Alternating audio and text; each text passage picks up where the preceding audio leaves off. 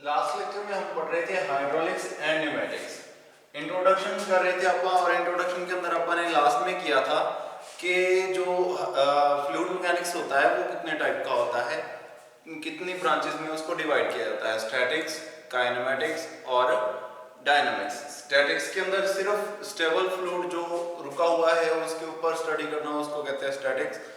और जब आप सिर्फ मोशन की बात करें, एक्सेलरेशन की बात करें, तो आप बात करते हैं डायनामिक्स।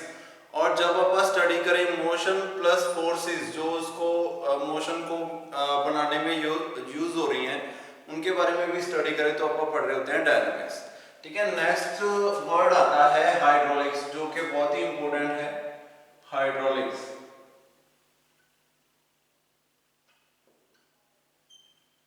हाइड्रोलिक्स होता क्या है? ये ग्रीक वर्ड से बना है, जिसका होडूर ग्रीक वर्ड से बना है। होडूर, ठीक है।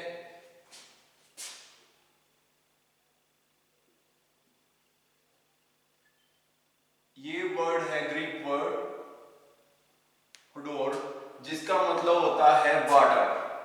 होडोर का मीनिंग क्या होता है? वाटर। जो मैंने आपको पहले भी बताया था, वाटर। देन हाइड्रोलिक्स से क्या मतलब हो गया? It is the branch of engineering science which deals with the water, which deals with the study of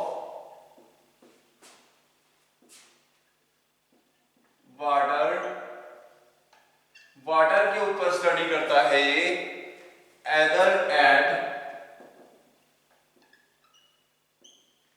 rest और इन मोशन। चाहे तो मोशन में हो चाहे रुका हुआ हो, उसके ऊपर स्टडी करना, सिर्फ वाटर के ऊपर स्टडी करना क्या कहलाता है? हाइड्रोलिक्स कहलाता है। ठीक है। तो हाइड्रोलिक्स एक टर्म है जो कि यूज होती है to define a word which means water. ठीक है। हाइड्रोलिक्स एक वर्ड के ऊपर बेस्ड है जो कि ग्रीक वर्ड है, जिसका मतलब क्या है? वाटर। और वाटर क्या है? ये हाइड्रोलिक्स क्या है? ये एक स्टडी है जो कि वाटर के ऊपर रिसर्च करेगी। वो एदर एट रेस्ट कंडीशन में हो सकता है और इन मोशन कंडीशन में हो सकता है, वो किसी भी कंडीशन में हो सकता है। ठीक है। तो उसको बोलते हैं हाइड्रोलिक्स। डेफिनेशन 2 नंबर में आ जाती है, व्हाट इज हाइड्रोलिक्स। ठीक है। 2-3 डेफिनेशंस लिखी होंगी। जहां होडोर के बारे में पूछ लेगा क्या होता है ये वाटर को बोलते हैं। ठीक है। ग्रीक वर्ड है। नेक्स्ट आता है प्रॉपर्टीज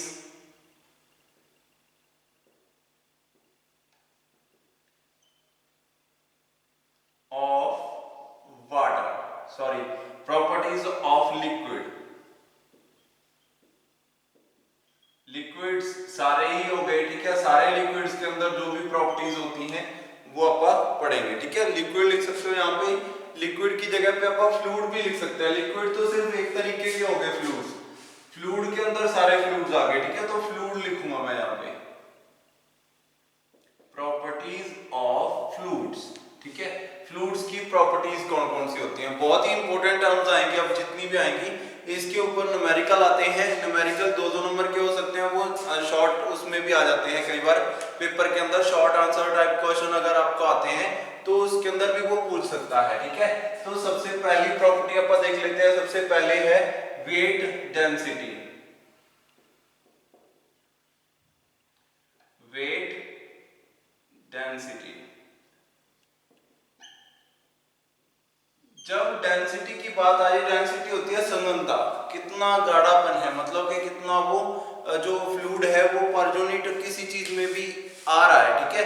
तो जो चीज दे रखी हो ना, जैसे वेट डेंसिटी दे रखा है, तो इसको ऊपर रखना है कि वेट कितना आ जाएगा पर यूनिट किसी और चीज में, मतलब कि यूनिट कुछ भी हो सकती है नीचे।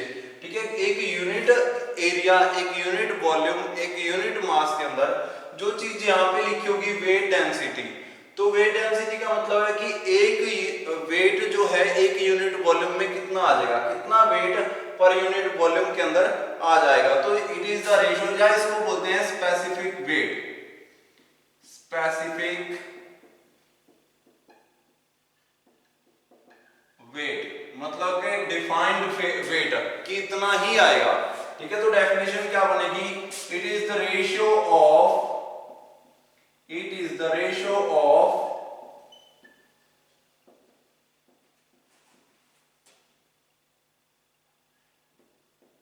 weight to the volume, it is the ratio of weight to the volume, ठीक है। वेट की वॉल्यूम के साथ रेशियो को क्या कहते हैं, वेट डेंसिटी, या इसको लिख सकते हैं weight per unit volume, weight per unit volume, ठीक है, वेट पर यूनिट वॉल्यूम। तो इसको ऐसे लिख सकते हो, ये भी डेफिनेशन बन गई, ये भी डेफिनेशन बन गई, ठीक है। तो ऊपर क्या लिखूंगा मैं यहाँ पे डेफिनेशन, अगर इसको डिनोट करते हैं W से, स्मॉल w, तो ये वेट पर यूनिट वॉल्यूम क्या हो गया, weight of liquid divided by volume, ratio of weight to the volume of liquid, नीचे मैंने लिखा वॉल्यूम ऑफ लिक्विड, ठीक है। इससे पहले एक और डेफिनेशन रह गई, वो छोटा सा क्वेश्चन है, वो भी आप साथ के साथ करेंगे ताकि दोनों के फॉर्मूलाज आप कैलकुलेट कर सके। यहाँ पे मैं इसको वेट को आप किससे लिख सकते हो, चलो पहले एक और डेफिनेशन क्लियर कर लेते हैं। एक होती है डेंसिटी, सिर्फ डेंसिटी, यहाँ पे तो वेट डेंसिटी है, एक लिखा रहता है अकेला डेंसिटी। डेंसिटी को और क्या नाम से जानते हैं, मास डेंसिटी और मास डेंसिटी। अब मास डेंसिटी से क्या डिफाइन होगा, यहाँ पे पहले वेट था, यहाँ पे मास है, तो इट मींस मास जो है, जो डेंसिटी के साथ आ गया वो ऊपर रहेगा। तो ये क्या है, it is the ratio of mass of liquid या मास पर यूनिट वॉल्यूम, ऐसे लिखता हूं मैं सीधा ही, मास पर यूनिट वॉल्यूम। डेफिनेशन क्या बन गई, मास पर यूनिट वॉल्यूम। तो कैसे लिखेंगे आप इसको, डेंसिटी का सबसे पहले वो क्या होता है सिंबल, ये इसको बोलते हैं रो, RHO, ऐसे प्रोनाउंसिएट करते हैं इसको, रो। तो रो के क्या फॉर्मूला क्या बन जाएगा, mass of liquid divided by volume of liquid, mass of liquid divided by volume of liquid. Mass को डिनोट करते हैं स्मॉल m से, वॉल्यूम को कैपिटल V से, ठीक है।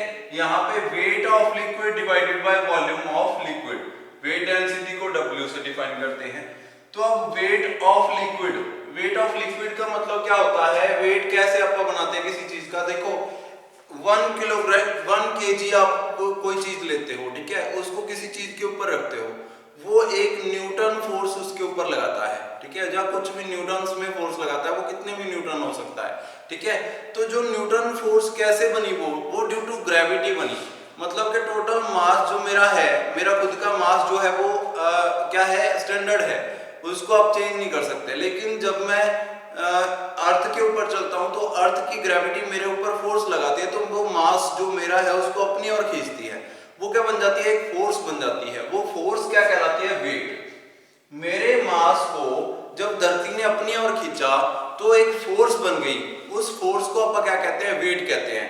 अब ये देखो, ये मार्कर है, इसका खुद का एक मास है, उस मास को वैसे आप डिफाइन कर सकते हैं कि इसके अंदर इतना मास है, वो चाहे धरती पे हो, चाहे मून पे हो, चाहे कहीं भी हो सोलर सिस्टम में, ठीक है।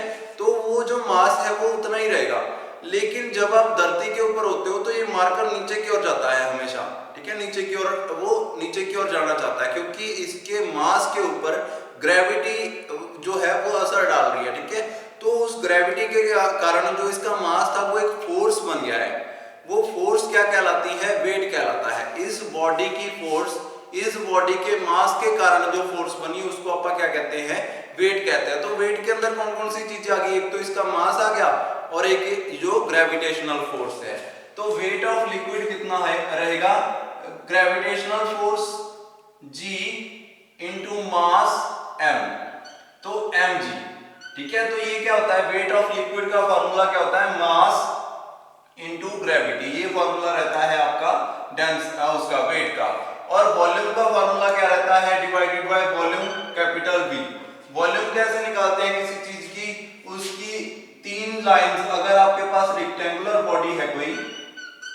ऐसी कोई बॉडी है तो उसकी ये हाइट h और उसकी ये v और ये वाली लेंथ l, इन तीनों को मल्टीप्लाई करते हैं आपका l into h into v। ठीक है, इन तीनों को मल्टीप्लाई करके जितना वैल्यू आती है उसको अपन क्या कहते हैं, उसकी वॉल्यूम। ठीक है, तो वॉल्यूम जो है वो किसी लिक्विड की कितनी है, मास कितना है, इन तीनों को मास इंटू ग्रेविटी, वेट बन गया, वेट डिवाइडेड बाय वॉल्यूम क्या बनता था आपका, वेट डेंसिटी। तो वेट डेंसिटी अगर यहाँ पे देखूं तो यहाँ पे एक फार्मूला बन रहा है m divided by b into g, m divided by b into g. और यहाँ पे एक और फार्मूला है जो कहता है density rho is equal to mass divided by b। तो इसको मैं अगर यहाँ पे पुट करूं तो क्या आंसर आ जाएगा मेरा कि mv को मैं क्या लिख सकता हूं, rho into gravity g same to same, m divided by b को मैंने क्या लिख दिया, रो लिख दिया, बाकी सारा ग्रेविटी जो है वो सेम है। तो ये क्या फार्मूला बन गया, जो वेट डेंसिटी है वो क्या होती है, वो डेंसिटी इंटू ग्रेविटी होती है। Weight density is equal to density into gravity, ये फार्मूला बन गया। ठीक है, तो ऐसे आप क्या निकाल सकते हो, वेट डेंसिटी। बहुत ही सिंपल से फार्मूले, ज्यादा डीपली नहीं जाना आपने, इनकी वो आ जाते हैं कई बार कि यूनिट्स क्या होती हैं। सबसे पहले डेंसिटी की यूनिट देखते हैं। डेंसिटी के अंदर क्या आ गया, सबसे ऊपर आ गया मास। मास को आप जो कैलकुलेट करते हैं उसको करते हैं किलोग्राम्स में, मास हमेशा किलोग्राम में कैलकुलेट होता है, और वेट न्यूटन में। तो मास जो है किलोग्राम डिवाइडेड बाय वॉल्यूम कितनी आ गई, वॉल्यूम किस में कैलकुलेट करते हैं, मीटर क्यूब में। ठीक है, तो मीटर क्यूब कैसे होता है, देखो मीटर, लेंथ मीटर में, हाइट मीटर में, और ब्रेड्थ भी मीटर में। तो metre into metre is equal to metre cube, ऐसे तो ये आ गया। और मास का किलोग्राम सीधा ही पड़ा है। ऐसे ही वेट जो है, वेट डेंसिटी, इसको कौन सी यूनिट में मापा जाता है, ऊपर क्या है वेट, वेट को किससे मापते हैं, न्यूटन से, डिवाइडेड बाय वॉल्यूम को किससे मापते हैं, मीटर क्यूब, न्यूटन पर मीटर क्यूब। ये क्या आ गई, यूनिट होगी वेट डेंसिटी की। ठीक है, तो दोनों के बारे में अपन ने समझ लिया है, वेट डेंसिटी क्या होता है और मास डेंसिटी क्या होता है। मास डेंसिटी के अंदर मास ऊपर आएगा, वेट डेंसिटी के अंदर वेट ऊपर आएगा, नीचे रहेगी वॉल्यूम, वो कॉमन रहेगी। वेट पर यूनिट वॉल्यूम, मास पर यूनिट वॉल्यूम। ठीक है, नेक्स्ट आपका आता है प्रॉपर्टीज। ऐसे ही आगे चलती जाएंगी, बहुत सारी प्रॉपर्टीज हैं इसके अंदर। नेक्स्ट आपका आता है प्रॉपर्टीज इसके अंदर, स्पेसिफिक वॉल्यूम, स्पेसिफिक वॉल्यूम।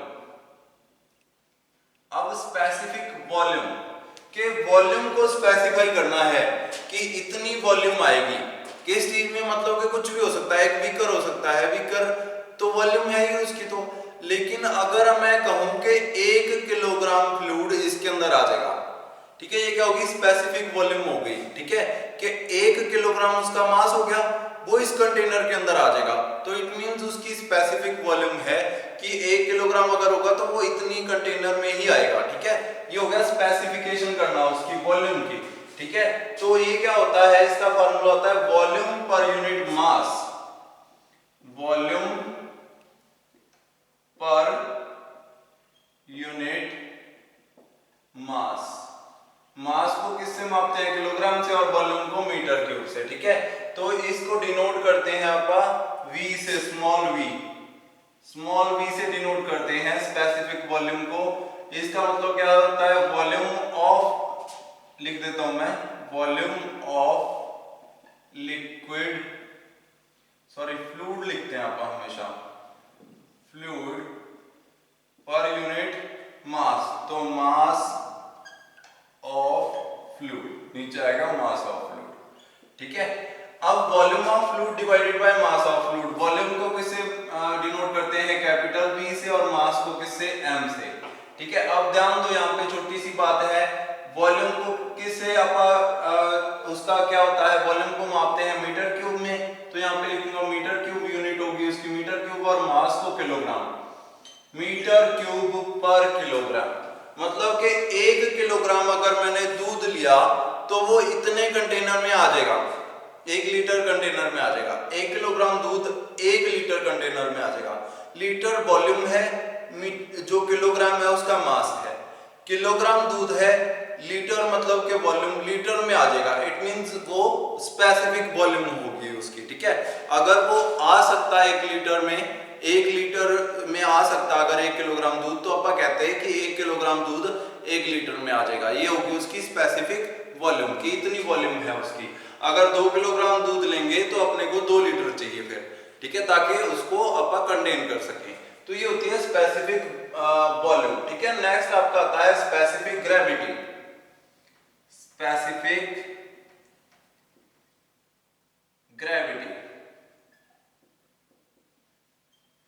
अब मैंने आपको बताया कि ग्रेविटी के बारे में क्या सिस्टम होता है। ग्रेविटी जो है हर एक चीज के ऊपर डिफरेंट डिफरेंट फोर्सेस लगाती है, ठीक है।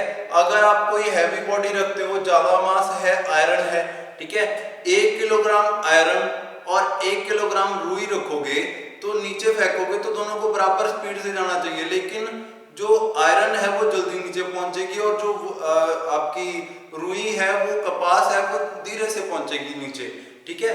उसका रीजन है कि ग्रेविटी सब चीजों के ऊपर अलग अलग इफेक्ट डालती है, वो ड्यू टू उसके सरफेस के हिसाब से होता है। तो स्पेसिफिक ग्रेविटी का मतलब क्या होता है, ये क्या करती है, अलग अलग फ्लूइड के ऊपर ग्रेविटेशनल फोर्स का क्या इफेक्ट होता है उसको कंपैरिजन करती है, ठीक है। तो इसके अंदर होता है, it is the ratio of,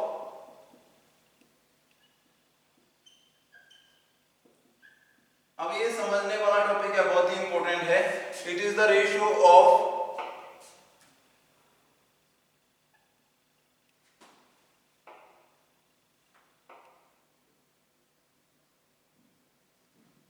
specific weight, it is the ratio of specific weight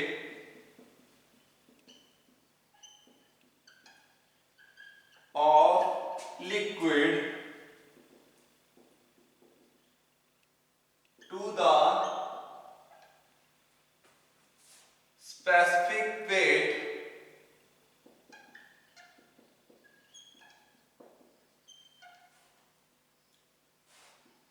of standard fluid, standard fluid। अब अपन ने क्या किया, ध्यान देना, बहुत ही इंपॉर्टेंट चीज है ये, कि अपन ने क्या किया, हर चीज को एक स्टैंडर्ड ग्रेविटी दे दी कि ग्रेविटी इस चीज के ऊपर इतना इफेक्ट डालेगी। अब वाटर है, वाटर के ऊपर कुछ कम इफेक्ट जाता है, अगर मरकरी की बात करें, पारे की बात करें, उसके ऊपर ज्यादा इफेक्ट जाता है। मरकरी जो है 1 लीटर के अंदर 13 पॉइंट समथिंग आ जाती है किलोग्राम, ठीक है, मतलब कि बहुत ज्यादा हैवी हो जाती है। अगर उसको बॉटल में डालोगे तो वो 13 किलोग्राम की बोतल हो जाएगी, ठीक है। वही अगर वाटर की बात करें तो वो पूरा 1 किलोग्राम भी नहीं आता। तो यहाँ पे क्या है, उसका स्टैंडर्ड अलग अलग है दोनों के, ठीक है। तो ये क्या है, अपन ने उनको क्या किया, आपस में कंपैरिजन कर दिया, एक स्टैंडर्ड फ्लूइड ले लिया कि इस फ्लूइड से ये इतना हैवी है, इस फ्लूइड से ये इतना हल्का है, ऐसे करके अपन ने उसको स्टैंडर्ड फ्लूइड को क्या कर दिया, उसको एक मापक बना दिया, जिससे कि अपन बाकी फ्लूइड्स के अंदर ग्रेविटी का असर माप सके, ठीक है। तो स्टैंडर्ड फ्लूइड कौन से होते हैं, स्टैंडर्ड फ्लूइड, स्टैंडर्ड लिक्विड होता है वाटर, वाटर, और स्टैंडर्ड गैस होती है, गैस होती है एयर। एयर को, एयर मतलब कि कॉमन एयर जो अपने चारों तरफ है, ये एयर जो है स्टैंडर्ड गैस है, और वाटर जो है स्टैंडर्ड लिक्विड है, ठीक है। तो ये अपन इन दोनों को आपस में कंपैरिजन कर देते हैं, जिससे आपको स्पेसिफिक ग्रेविटी मिल सके, ठीक है। थोड़ा सा देख लेते हैं अपन, कैसे फार्मूला देख लेते हैं इसका, कैसे वर्क करता है।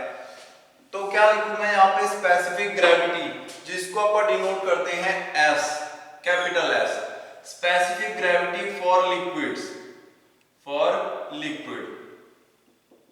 तो कैसे आएगी specific gravity, specific weight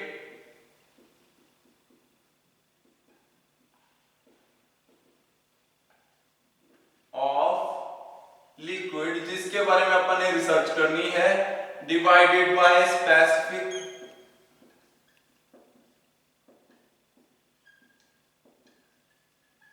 weight of, specific weight of standard fluid या वाटर।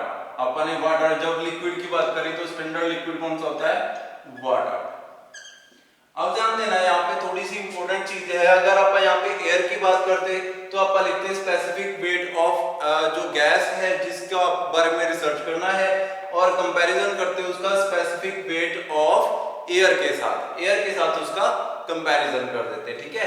तो अब यहाँ पे बात आती है स्पेसिफिक वेट ऑफ वाटर कितना है। स्पेसिफिक वेट का फॉर्मूला क्या होता है, वेट डेंसिटी ऑफ वाटर जो आप कह सकते हैं। तो स्पेसिफिक वेट का फॉर्मूला क्या होता है, डेंसिटी इनटू ग्रेविटी, ठीक है। स्पेसिफिक वेट का फॉर्मूला क्या रहता है, density into gravity divided by, ऊपर भी यही लिख देता हूं, अपन ने किया था ना फर्स्ट क्वेश्चन यही था, डेंसिटी इनटू ग्रेविटी। यहां पे भी लिख देता हूं density of liquid into gravity, जिसके बारे में रिसर्च करनी है अपन ने, लाइक मरकरी, ठीक है। तो वो लिक्विड है, उसकी डेंसिटी इनटू ग्रेविटी कॉमन रहता है दोनों का, और नीचे क्या आएगा, वाटर की डेंसिटी इनटू ग्रेविटी, ठीक है। यहाँ पे क्या होगा, डेंसिटी ऑफ वाटर। अब जो वाटर है वो स्टैंडर्ड फ्लूइड है, तो उसकी डेंसिटी भी स्टैंडर्ड रहती है। तो वाटर की डेंसिटी कितनी रहती है, 1000, ठीक है। तो ये क्या रहेगा, अब स्टैंडर्ड हो गया, तो यहाँ पे आप क्या लिख सकते हो, specific weight of liquid, specific weight of liquid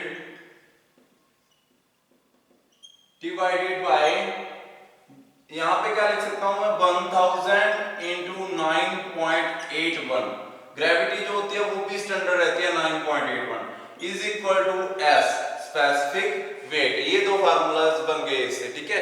तो अब थोड़ी सी बात और ध्यान दो, स्पेसिफिक वेट ऑफ लिक्विड, अब यहाँ पे इसको छोड़ दो, इसके ऊपर ध्यान दो, ग्रेविटी कॉमन है दोनों में, तो कई बार सिंपल डेंसिटी लिखा जाता है, density of liquid divided by density of water, ठीक है, क्योंकि ग्रेविटी दोनों में कॉमन है और उसको अपन डिलीट कर सकते हैं, एक दूसरे से कट कर सकते हैं। तो यहाँ पे क्या रह जाएगा, specific weight sorry density of liquid divided by density of water, ऐसे भी आ सकता है, ठीक है। डेंसिटी दोनों की अलग अलग होगी।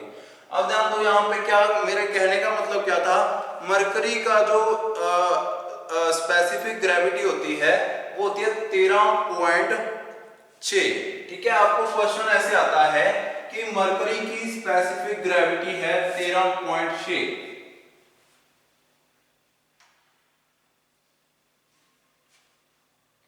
ठीक है, 13.6, तो वो कितनी, उसका वेट कितना होगा, ठीक है। क्वेश्चन ऐसे आ सकता है, या आ सकता है डेंसिटी कितनी होगी, ठीक है। 13.6 है, 13.6 is equal to specific weight of mercury, mercury के साथ कंपैरिजन कर रहे हैं ना, स्पेसिफिक ग्रेविटी उसका दे दिया, एस दे रखा है आपको, और ये आपको पता करना है कि स्पेसिफिक वेट कितना है। Specific weight of mercury, mercury होता है पारा, बहुत ही ज्यादा हैवी होता है ये, divided by specific weight of water, ये कितना रहेगा, कांस्टेंट मैंने आपको बताया था 1000 इंटू 9.81, तो स्पेसिफिक वेट कितना आ जाएगा उसका, specific weight is equal to 13.6 into 1000 into 9.81 is equal to specific wait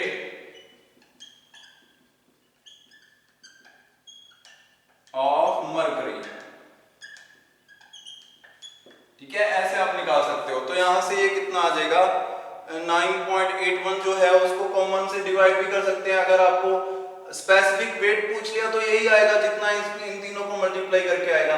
लेकिन अगर वो पूछ ले डेंसिटी, तो डेंसिटी के लिए मैंने आपको क्या बताया था, यहां पे भी क्या आ जाएगा, डेंसिटी ऑफ मरकरी, जिसको अपन रो से लिखते हैं, रो से ही लिख देता हूं, rho of mercury into gravity, gravity कितना रहता है 9.81, तो 9.81 से 9.81 कट जाएगा और ये दोनों आपस में मल्टीप्लाई हो जाएंगे, तो डेंसिटी कितना आ जाएगा, डेंसिटी इज इक्वल टू 13,600, क्या ये आ जाएगी इसकी डेंसिटी, ठीक है। डेंसिटी को आप, इसका यूनिट मैंने आपको बताया था, डेंसिटी को कैसे मापते हैं, किलोग्राम पर मीटर क्यूब। अब ध्यान दो, डेंसिटी कितनी आ गई, 13,600 किलोग्राम पर मीटर क्यूब।